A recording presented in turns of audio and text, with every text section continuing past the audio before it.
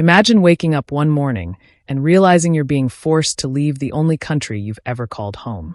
A simple knock on the door, ICE agents waiting outside, no warning, no mercy. What if your birthplace decided your fate, not your dreams, not your job, not even the family you built in America? Under Donald Trump's presidency, that nightmare became a daily reality for thousands of immigrants. But here's the question: which countries were hit the hardest? Why were even legal immigrants being deported or denied entry? Stick around, because what you're about to discover might shock you, and it's more personal than you think. Number 20. Philippines. Filipino immigrants faced increased scrutiny under Trump. Deportations rose slightly, especially for visa overstays. Filipino caregivers and nurses faced workplace raids.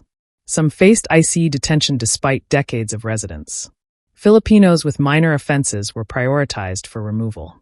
Legal immigration became harder for skilled workers.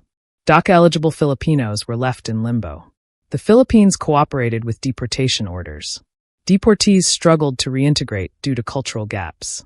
Community organizations fought for immigration protections. Number 19. Cuba. Trump reversed Obama's policies of engagement with Cuba. Deportations of Cubans resumed after years of pause. Hundreds of Cuban asylum seekers were denied protection. Many were placed in expedited removal programs. Deportations increased despite fears of political repression. Cubans detained at ICE centers protested harsh conditions. The Cuban Adjustment Act remained, but enforcement tightened. Family reunification became harder due to consulate closures. Cuban-American communities were split politically over policies. Legal groups challenged deportations based on human rights concerns. Number 18. Thailand. Thai immigrants were targeted for overstaying visas. ICE began cracking down on undocumented Thai workers. Thai massage parlors and restaurants were common raid targets. Some deportees had lived in the U.S. for over 20 years. Families with U.S.-born kids faced separation. Thailand was seen as cooperative in accepting deportees. TPS was not available to Thai nationals.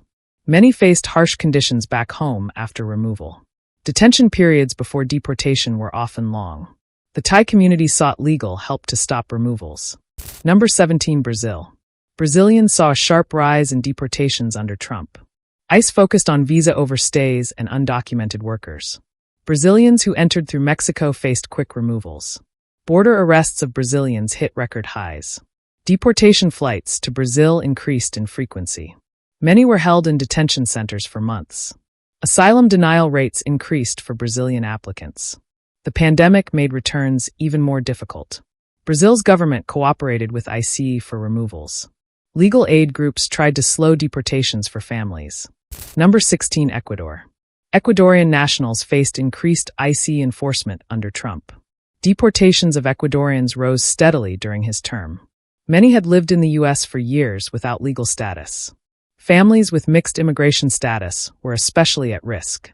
Ecuador's consulates in the U.S. received more deportation support requests. Some Ecuadorian asylum seekers were denied protection. Immigration courts became stricter on Ecuadorian cases. Deportation flights resumed despite COVID-19. Activists called for TPS due to political and economic unrest. Many Ecuadorians were forced to restart life from scratch back home. Number 15. Iraq. Iraqis were temporarily banned under Trump's travel ban. Over 1,400 Iraqis faced deportation during his term.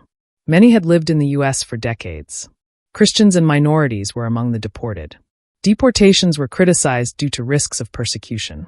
Some were sent to Iraq despite no ties to the country. Legal groups filed lawsuits to block removals. Iraq resisted accepting deportees without proper documentation. Trump's crackdown sparked fear in Iraqi-American communities. Immigration policies divided many long-settled families. Number 14. Venezuela. Venezuelans fled dictatorship and economic collapse. Trump refused to grant TPS to Venezuelan migrants. Thousands lived in fear of deportation. Deportation flights continued despite political crisis in Venezuela. U.S.-based Venezuelans held protests demanding protection. Trump's administration supported regime change, but not migrants. Some deportations were blocked by international courts. Activists accused the U.S. of hypocrisy. TPS was only approved after Trump left office. Venezuelan families faced long-term uncertainty. Number 13. Nigeria. Nigerians were hit by Trump's expanded travel ban in 2020. The ban restricted immigrant visas for Nigerians. It caused outrage among the Nigerian diaspora. The U.S. cited security and information sharing concerns. Nigerian students and tech workers faced visa delays. Deportations increased slightly under Trump. Many faced ICE raids despite having clean records. Nigeria's government protested the visa restrictions. Nigerian doctors helping with COVID-19 faced entry barriers. The ban was lifted only under the Biden administration. Number 12, Germany. Trump threatened to deport undocumented Europeans, including Germans. Germany wasn't targeted heavily but saw policy tightening. Visa overstays became a focus of ICE enforcement. Even students and researchers faced scrutiny. Trump's administration criticized German immigration policies. Some German asylum seekers were denied protection. Deportations were rare but symbolic. European citizens were no longer considered low priority. Immigration interviews became stricter under new rules. Legal immigration from Germany declined during the Trump years. Number 11, Yemen. Yemenis were barred under the Muslim ban. TPS was not granted despite the civil war. Thousands of U.S. citizens couldn't bring Yemeni relatives. The humanitarian crisis made deportation life-threatening. Trump's policy halted refugee resettlement from Yemen. Family separation affected hundreds of American Yemeni families. Many stranded Yemenis lived in danger or refugee camps. U.S.-based Yemenis feared losing legal status. The U.S. Embassy in Yemen was shut, halting visa processing. Legal action tried to reunite families torn by the ban. Number 10. Iran was banned under Trump's 2017 travel ban. The ban impacted students, families, and green card holders. Iranian Americans were detained at U.S. airports. Many had no criminal record or immigration violations. Trump's maximum pressure campaign extended to immigration. Iranian asylum seekers were stuck in limbo. Family reunification became nearly impossible. Deportations were rare, but entry was blocked. Iranian scientists and doctors faced visa denials. The ban caused protests and legal challenges nationwide. Number 9. Somalia was included in the original travel ban. Over 250 Somali immigrants were deported under Trump. Some deportations were to areas controlled by terrorist groups. Human rights organizations condemned these deportations. Somali TPS holders faced threats of losing their status. ICE conducted surprise raids in Somali American communities. The administration emphasized Somalia as a security threat. Some deportees claimed abuse during transit. Courts halted some removals due to unsafe conditions. Somali communities in Minnesota and Ohio felt targeted. Number 8. Syria was hit by both the travel ban and anti-refugee policies. Trump suspended the refugee program, including Syrians fleeing war. The U.S. admitted far fewer Syrian refugees than under Obama. Syrian TPS holders were under constant threat of policy change. The ban was defended as a national security measure. Critics called it discriminatory and Islamophobic. Syrian families were separated by the ban. Deportation wasn't widespread due to the war, but fear remained. Syrians in the U.S. faced visa hurdles and surveillance. Advocacy groups fought for continued protection for Syrians. Number 7. Sudan was part of Trump's original travel ban list.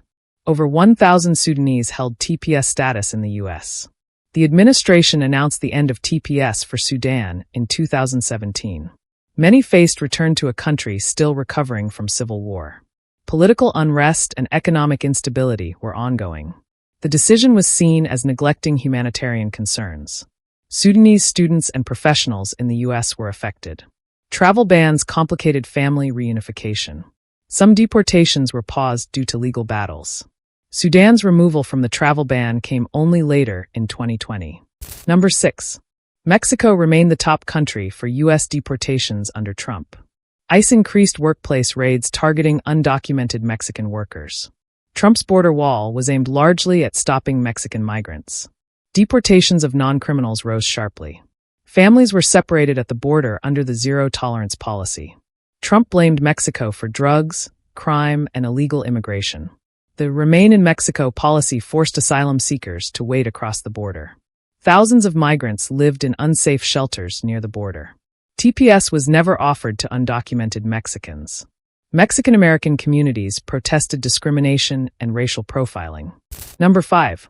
Guatemala is one of the top sources of migrants to the U.S. Trump implemented harsh asylum policies targeting Guatemalans. The U.S. signed a safe third country deal with Guatemala. Deportees were sent back without proper asylum processing.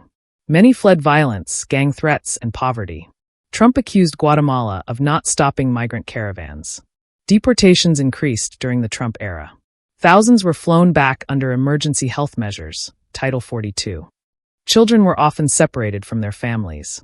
Human rights groups condemned the treatment of Guatemalan migrants. Number 4. Nicaragua was another country removed from TPS protection in 2017. Around 5,300 Nicaraguans were affected by this decision.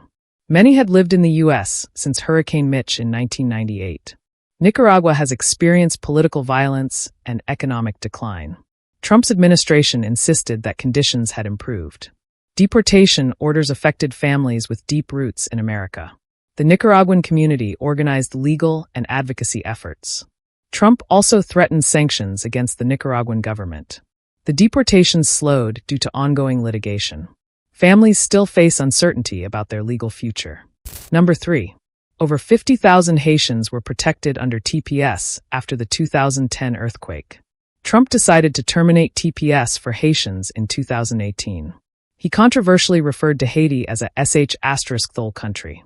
Haiti continues to suffer from poverty, unrest, and natural disasters. Deportations to Haiti sparked protests in major U.S. cities. Many Haitians had been in the U.S. for over a decade. Some had U.S.-born children and stable jobs. Trump claimed Haiti had recovered, which was widely disputed. Civil rights groups sued to block the deportations. Courts later delayed the removals due to legal concerns. Number 2. Over 57,000 Hondurans lived in the U.S. under TPS. Trump ended TPS protection for Honduras in 2018. Honduras is plagued by gang violence, unemployment, and poverty. Deportees feared returning to dangerous and unstable conditions. Many Honduran immigrants have U.S.-born children. Trump criticized Honduras for migrant caravans. The country was pressured into signing asylum deals with the U.S. immigration courts, faced an overflow of Honduran asylum seekers. Advocacy groups called the deportations cruel and inhumane. Legal action temporarily protected some from immediate removal. Number 1. El Salvador had over 200,000 people living in the U.S. under TPS. Trump's administration announced the end of TPS for Salvadorans in 2018. Deportation threatened families who had lived in the U.S. for decades. El Salvador has one of the highest murder rates in the world. Many immigrants fled violence, poverty, and gang threats. Ending TPS was criticized by human rights groups and U.S. courts. Families faced the risk of separation due to legal status issues. The Salvadoran American community protested the decision strongly. Trump pushed El Salvador to accept deported migrants quickly. The issue remains in legal limbo as courts pause deportations. Behind every immigration policy is a person, and behind every deportation is a shattered life. For some, it meant being sent back to dangerous countries they barely remembered. For others, it meant being ripped apart from their U.S.-born children, their spouses, their homes. Whether they were undocumented workers, students, asylum seekers, or lawful residents, many found themselves targeted during Trump's crackdown. Thank you for watching. If this video opened your eyes or made you think, please hit the like button, subscribe for more global insights, and leave a comment below. Should immigration policies be stricter or more humane? Your voice matters. Until next time, stay informed, stay kind.